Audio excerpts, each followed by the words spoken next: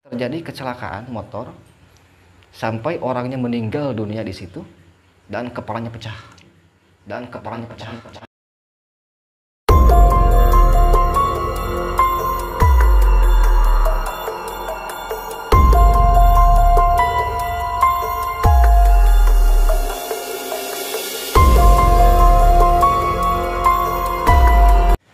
Assalamualaikum warahmatullahi wabarakatuh. Balik lagi bersama saya Diki Wahyudi di channel Cerita Misteri di Sekitarmu. Cerita-cerita yang ada di sekitar kita dan dirasakan oleh orang-orang terdekat kita. Untuk malam ini saya kedatangan narasumber yang berasal dari Garut ya Kang ya? Ya. Itu adalah Kang Riki Anggara ya? Ya. Nih Kang, katanya ada pengalaman yang luar biasa di daerah Sanca. Iya. Sampai pulang ke Banjar. Dan tidak kalah ekstrim juga ya pengalamannya, sampai ada di tempat-tempat pesugihan. Ya oke, jadi memang ceritanya memang sedikit menyeramkan ya buat saya pribadi dan rekan-rekan saya yang berempat. Jadi awalnya itu waktu dulu beberapa tahun ke belakang, sekitar 7 tahun ke belakang, 2014 nggak tahu ya segituan lah gitu, beberapa tahun ke belakang. Jadi awalnya saya sama rekan-rekan tuh punya rencana untuk berangkat wisata. Cuman dari berbagai tempat wisata yang dipilih adalah Pantai Pamengpeuk Garut. Nah, kita kan dari Banjar nih. Dari Banjar, rencana mau berangkat itu adalah jam 3 sore. Dan teman saya bilang, Bang, mending kita berangkatnya lewat Pangandaran aja. Terus saya bilang kayak gini, kan saya orang Garut ya, saya tahu. Kalau kita lewat Pangandaran, otomatis kita bakalan melewati sebuah hutan yang dibilang itu hutan sancang. Yang memang terkenalnya dulu itu Sancang itu adalah tempat petilasannya Prabu Siliwangi. Jadi memang berbagai mistis itu terjadi di situ, banyak gitu. Kata teman saya sambil lantang, wah jurig mah ku aing diteleg cenah gitu tah bahasa Sunda mah. Dan akhirnya memang oke lah berangkat kita sore-sore sekitar jam 3 kita berangkat lewat Pangandaran tuh. Di perjalanan ada sedikit keraguan dari teman saya yang satu. Dia bilang kayak gini, ketika mau melewati hutan Sancang sebelum masuk situ, Bang, katanya kok gue merinding ya. Dan teman saya yang satu yang tadi sompral itu, dia bilang, wah lebay lu katanya. Sebenarnya gue merinding loh masuk sini. Nanti di depan kita beli makanan ya kalau ada. Setahu saya kayaknya nggak mungkin ada yang buka nih kalau jam segini gitu kan. Dan kita masuk ke hutan Sancang itu sekitar jam setengah 10 malam. Setengah 10 malam kita masuk ke daerah Sancang, sudah mau sampai ke daerah Garut, pantai selatan itu. Ketika di perjalanan, kabut itu memang tebal. Itu kan kabut agak tebal. Kita melewati hutan yang memang tidak ada penghuni, hanya ada 1-2 dan itu juga jaraknya memang beberapa meter gitu kan. Setelah kita masuk dalam hutan yang benar-benar hutan tersebut, teman saya tadi bilang ingin membeli makanan kalau ada warung yang buka. Dan ternyata alhamdulillah di depan ada sekitar 2 atau 3 warung yang buka. Di dalam hutan? Di dalam hutan Sancang itu. Dan ada 1 roda yang berjualan suuk. Suuk itu apa ya? Bahasa Indonesia suuk yang anget-anget. Nah, yang kayak gitu, kacang. Kata teman saya, udah berhenti dulu di sini. Saya sambil berpikir, kok ada sih warung buka jam segini di hutan, saya lihat jam setengah 10 malam. Dan tanpa memikirkan hal negatif, saya pun oke lah kita berhenti di situ. Dan dari 3 warung itu hanya 1 orang saja yang berjualan, cuma 1 orang. 2-nya berarti tutup? 2-nya buka, cuma 1 orang. Cuma penjaganya 1 orang. Termasuk yang jualan kacang tersebut juga dia. Nah cuman kata teman saya yang beli keluar, itu orang katanya jualan tapi kok nggak ngomong katanya. Si pedagangnya nggak ngomong sama sekali? Nggak ngomong sama sekali. Saya bilang, Pak mau beli kacang katanya. Dia cuman gitu doang, nggak ngomong nggak apa. Cuma teman-teman saya juga agak ketakutan waktu itu, agak merinding. Soalnya ngelihat orangnya itu adalah kan agak udah tua, perempuan juga. Tanpa memikirkan hal yang negatif dan takut juga, kawan saya langsung begitu beres beli kacang langsung ke mobil. Dan dia bilang, kok kayak gini? Oh, udahlah, yuk jalan. Wah, sana siapa mah lebay, kata teman saya yang waktu yang tadi sompral itu, nantang-nantang seperti itu. Itu si kacang nggak mau dibuka, nggak mau dimakan di mobil. Karena saya bilang itu bentar lagi juga nyampe kok ke daerah yang dituju gitu kan, ke pantai. Setelah sampai, teman saya penasaran nih, pengen nyicipin keburu dingin gitu kan si kacangnya. Pas dibuka, itu bukan kacang kan, malah menjadi bunga 7 rupa. Malah menjadi bunga 7 rupa. Bunga 7 rupa itu buat kayak yang Kembang, buat kemakam ya? buat kemakam kayak gitu, 7 rupa. Tadinya yang saya juga nggak mainin jadi ikut merinding gitu kan. Wah gila ini kita kok penasaran kan nih. Kok bisa jadi kembang gitu kan? Tadi kan udah jelas-jelas belinya kacang gitu. Setelah saya nanya ke orang-orang di lingkungan situ, emang ada gitu yang buka di malam hari di Leuweung Sancang, tukang suuk dalam hutan gitu kan. Ketika warga sana bilang, setahu saya nggak ada yang jualan. Kata warga setempat. Tapi semalam katanya saya beli, ada warung. Saya beli kacang, datangnya kembang 7 rupa. Nah dari situlah teman saya yang punya sompral jadi diam dia. Oh yang tadi sompral. Ya yang tadi sompral itu jadi diam. Merinding juga, dan saya takutnya ini jadi efek untuk berlanjut gitu kan. Sedangkan posisinya teman saya yang memang takut tersebut agak gak mau berbicara. Sampai akhirnya pulangnya besok 2 hari setelah itu kita pulang lagi ke Banjar, rencana saya nggak mau malam hari.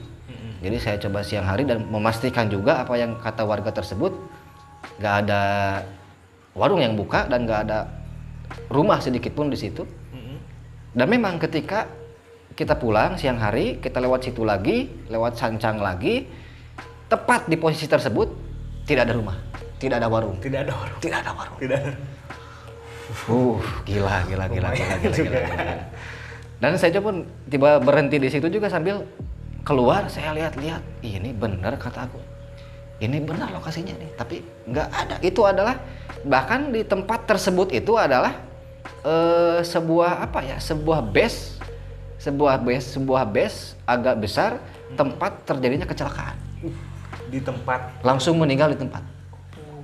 Dan kata orang yang lewat ke situ, yang lewat jalur situ, saya tanya, ada yang mau ngalah suluh lah kata orang Sunda di daerah sana, ngalah suluh. Saya berhentiin dia, saya tanya, Kang, semalam saya lewat sini, tapi di sini adalah warung. Tapi kenapa sekarang jadi base? Oh, katanya dia bilang kayak gini, ini di sini Kang dulunya ini nggak ada nih yang namanya warung. Di sini memang base dari dulu, dan mungkin itu efek dari kejadian dulu. Emang ada apa kejadiannya? Dia bilang terjadi kecelakaan motor sampai orangnya meninggal dunia di situ dan kepalanya pecah. Di pas lokasi yang saya berhenti itu. Saya merinding banget gila. Udahlah, kita pulang. Nah, setelah kita pulang dari Banjar, ada juga tuh kejadian yang memang mistis juga. Sampainya di Banjar. Sampai di Banjar, beberapa hari setelah itu, teman saya memang penasaran pengen berangkat ke suatu tempat yang katanya di situ adalah tempat pemuja gitu kan, tempat pemujaan, pesugihan yang kayak gitu. Penasaran pengen berangkat, tapi berangkatnya pengen tengah malam. Jam 8 malam mereka berangkat, kawan-kawan berangkat, saya nggak ikut, saya diam di rumah.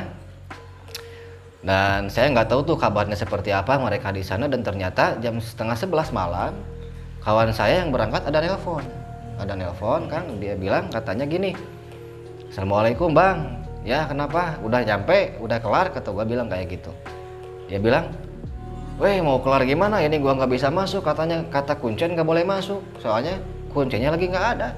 Tolong dong ke sini, saya pengen masuk ke dalam, penasaran, udah nyampe nanggung katanya gitu. Oke, saya berangkat jam 11 malam, nyusul ke sana bersama teman saya juga 3 orang. Saya bilang, siapa yang bilang tadi nggak boleh masuk? Dia tunjukin, tah ini orangnya, katanya seperti itu. Dan ternyata yang saya tahu, yang dia bilang itu adalah kuncen tersendiri. Oh, yang bilang tidak ada kuncinya? Itu malah kuncinya. Nah, saya bilang, kenapa Anda melarang rekan-rekan saya untuk berjumpa di daerah ini gitu kan? Lalu dia bilang, malah nantang ke saya. Anda siapa, katanya? Loh kok Anda malah nantang, kata saya kayak gitu. Dia dibilang sampai bilang ilmu-ilmu yang seperti itulah, dan sampai akhirnya dia memang nantang adu ilmu gaib gitu kan, adu ilmu gaib. Dan saya pun oke. Tapi dengan syarat kalau misalkan Anda kalah, saya dan rekan-rekan naik ke atas. Ke tempat pesugihan tersebut. Dan memang kata gosip orang-orang di situ ada sesuatu yang menyeramkan gitu kan. Mau apapun itu, satu barang pun apa yang diambil bisa terjadi efek yang tidak diinginkan gitu. Katanya seperti itu. Dan udah setelah itu lanjut ceritanya nih. Singkat cerita, saya masuk ke atas sama anak-anak, dan kebetulan di atas itu ada 3 orang. Yang lagi bertapa, katanya bertapa. Akang dari mana? Saya bilang. Saya tanya seperti itu, dia bilang saya dari Bandung dan 2 orang lagi dari Sukabumi. Berarti dari luar kota? Dari luar kota, di luar kota semua. Nah, saya bilang lagi apa Kang di sini? Saya lagi tapa, katanya seperti itu. Ini apa? Di depannya itu ada sesajen ya, makanan pakai apa sih namanya itu? Nyiru, yang nyiru kayak gitu, di nyiruan. Tempat sesajen, ada juga Fanta, ada Coca-Cola, ada Sprite gitu kan. Yang seperti itu, rokok yang kayak gitu. Saya tanya, Kang ini Sprite asli enggak? Fanta asli enggak? Asli Kang, itu saya beli. Pas saya cicipin itu Fanta sama Sprite-nya, hambar, nggak ada rasa, seperti air biasa. Jadi tawar. Jadi tawar gitu, jadi tawar. Nah, saya jadi berpikir gini, ini siapa yang minum? Airnya utuh. Cuman kenapa kok jadi hambar seperti ini gitu kan? Bertanya-tanya. Nah, udah sesudah itu teman saya melihat sesuatu ada di sebuah pohon besar. Di situ ada sesajen juga, ada foto juga, ada 2 foto di situ antara laki-laki sama perempuan. Saya nggak tahu tuh kalau teman saya ngambil sesuatu di pohon itu, dan ternyata teman saya ngambil foto perempuan itu karena cantik katanya. Karena cantik, pulanglah kita ke rumah. Pas nyampe di rumah, teman saya kerasukan langsung hari itu. Mungkin gara-gara ngambil foto. Saya nggak tahu ini kenapa kok kesurupan gini. Pas dia kesurupan dibilang kayak gini, balikan foto aing. Kembalikan foto saya. Kembalikan foto saya gitu kan katanya bahasa Indonesianya. Saya kan bingung, ini foto apa? Gitu kan. Teman saya bilang, itu dia tadi ambil foto di sana katanya seperti itu. Oh, pantesan. Teman saya ambil fotonya, saya kasih ke teman saya supaya dibersihin pakai wirid seperti itu. Teman saya berhenti kesurupan, teman saya lagi yang satu kesurupan. Berturut-turut gitu kan, sampai 4 orang yang kesurupan waktu itu. Oh, berarti benar kata warga-warga di sekitar bahwa kalau sesuatu yang diambil di sini, awalnya saya juga nggak percaya. Dia kesurupan sampai, aduh, saya bilang prihatin lah. Kesurupannya itu kan sampai kadang-kadang nyiksa diri atau ngamuk-ngamuk seperti itu. Saya yang tadinya nggak percaya jadi percaya juga gitu kan sama kejadian ini. Dan pada akhirnya kata teman saya yang kerasukan, dia bilang kayak gini, kalau seandainya foto ini nggak dikembalikan, saya akan terus mengganggu ke sini. Ngeri juga gua bilang. Kalau bayangkan kalau tiap hari diganggu oleh seperti itu, gimana mau tenang hidup gitu kan? Iya betul. Mau tenang hidup. Terus itu udahlah. Kata teman saya, besok kita kembaliin ke sana gitu. Biar kita berdua aja yang kembaliin. It's okay ya, saya ke sana kembali lagi ke daerah tersebut. Ke pesugihan itu, saya kembali lagi ke situ, saya minta maaf ke kuncinya, ini ada barang yang diambil. Kuncinya marah. Kuncinya marah. Soalnya waktu foto itu nggak ada, kuncen tersebut pun mengalami hal yang sama. Mengalami hal yang sama. Dan si kuncen pun sampai bilang seperti ini, saya teluh nih orang yang ngambil. Saya teluh. Dan dia bilang tadinya saya mau masukin paku katanya ke dalam perutnya. Gila, ngeri kali. Dan untung aja fotonya ini kita kembaliin, saya minta maaf. Dan kuncinya juga terima kasih juga karena foto yang dia cari ada. Dan alhamdulillah setelah foto dikembalikan, nggak ada lagi yang namanya gangguan-gangguan yang mistis seperti itu. Mungkin itu sih cerita yang saya alamin. Cuman yang terparah itu adalah yang tadi, yang ketika saya perjalanan memang ada bukan sedikit lah, memang menyeramkan gitu kan. Datangnya adalah kembang 7 rupa gitu. Iya betul. Kembang Bang Tujuh Rupa. Mungkin cukup kan untuk cerita yang mau dibagi ke teman-teman? Ya mungkin itu cerita dari saya. Mudah-mudahan rekan-rekan semua juga yang mendengarkan, yang melihat video ini bisa suka dengan cerita saya. Dan mungkin ada hikmah ya mungkin ya. Ya. Kalau saya tadi cermati dari cerita Kang Riki, mungkin ada baiknya kita kalau berpergian apalagi masuk hutan itu tidak boleh sompral ya kalau bahasa Sundanya Ya, kan. ya memang ya seperti itu, tidak boleh. Sompral, harus Ya. jaga adab, jaga bicara lah gitu. Ya. Terus mungkin sama yang mungkin ini rancu ya, ada hal yang percaya tidak percaya kalau ke tempat pesugihan gitu ya. Ya. Tapi kalau istilahnya kalau di tempat situ ada larangan atau himbauan yang melarang sesuatu, mengambil apa atau Iya. ada apalah, lebih baik mungkin kita apa ya istilahnya mentaati lah ya. Iya, seharusnya Biar seperti itu. sama-sama selamat atau gimana ya. Itu kan kalau kejadian kayak gini kan antara ada yang percaya dan Nggak ada percaya. yang percaya ya. Syah. Cuman itu yang saya alami. Saya juga awalnya kan nggak percaya, cuman setelah terjadi seperti itu, saya pun jadi merinding gitu kan, merinding sendiri. Sampai teman saya, rekan saya sendiri kesurupan sampai segitunya gitu kan, sampai 4 orang kesurupan. Prihatin coba ya. Prihatin gua Bisa lihatnya. diri sendiri. Tengah malam gitu. Merinding banget. Ya pengen itu aja. Mudah-mudahan tidak ada kejadian-kejadian Amin, lagi yang amin, ke amin, depannya. amin, amin. Teman-teman, terima kasih. Mungkin itu cerita dari Kang Riki ya. Dan jangan lupa untuk subscribe, komen, like, dan jika ada teman-teman yang mempunyai kisah atau pengalaman misteri yang mau diceritakan di channel kami, tinggal tulis aja di kolom komentar. Terima kasih Kang Riki sekali waktunya. sama-sama. Saya Diki Wahyudi pamit, Kang Riki pamit. Selamat malam dan assalamualaikum warahmatullahi wabarakatuh.